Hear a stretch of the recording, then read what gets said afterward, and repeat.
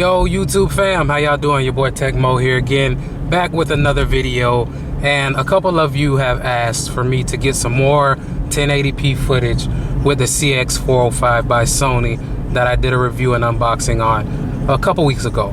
So that's what I'm gonna do now. I'm headed to the park that I went to for my last video on the Canon HFR800, so you guys can have a fair comparison between the two.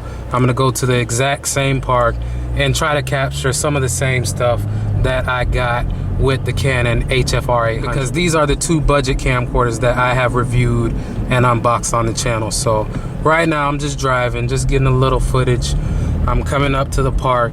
It's Sunday and it's beautiful weather out today, so it's probably gonna be a lot of people. Hopefully I can find a park, but just driving now. Soon as I'm able to find a park, I'll get out and get some of the scenery, get some other footage. So give me a second, I'll be right back.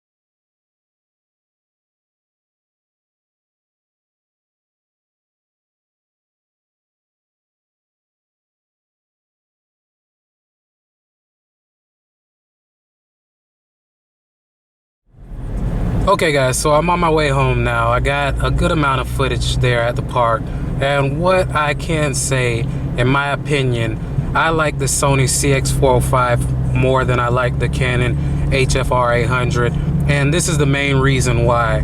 The autofocus seems to perform a lot better and focus in a lot quicker on this than it does on that Canon. And again, this Sony CX405 is an older camcorder, but a lot of times you can find it on sale for about $100 cheaper than the Canon HFR800. So that being said, I think that for the value, this camcorder is really good. You know what I mean? It does do 1080p at 60 frames per second, like I said in the initial review and unboxing. And other than the fact that the screen is not touchscreen, I really don't see where the Canon has any feature that you have to have that this doesn't have. I mean, this one, the autofocus, like I said, performs a little bit better in my opinion. The auto stabilization seems to work very good because my hand is a little shaky at times, but when I'm looking at the footage that I've taken with this camera, it does seem like it tries to stabilize it. So I'm happy with the way that the footage I capture looks. The still pictures look good as well. So I think that for $199 or anywhere around that range, this is a great camcorder for somebody like me that is just, you know, getting into capturing video and editing video. I don't think you need to spend $300, $400 for a camcorder. This doesn't have any onboard storage, but that's easily solved by using a memory card. Like I bought me a 64 gigabyte, and that's what I've been using. A lot of times those are on sale at Best Buy or on Amazon. You can get a good size capacity one now for usually about $40, you know what I mean? So between the two, I'm gonna say that I probably like the Sony CX405 a little bit better than I like the Canon HFR 800, and the main reason why is the price difference. Again, $100 difference.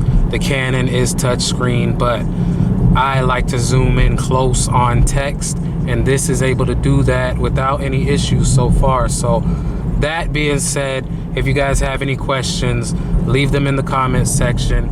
I'm just gonna drive, enjoy this nice weather today, and I hope that the footage that I got you guys was able to give you a better idea of how this thing performs. So you guys have a great day, have a great week. Until next time, your boy Tecmo out. Peace.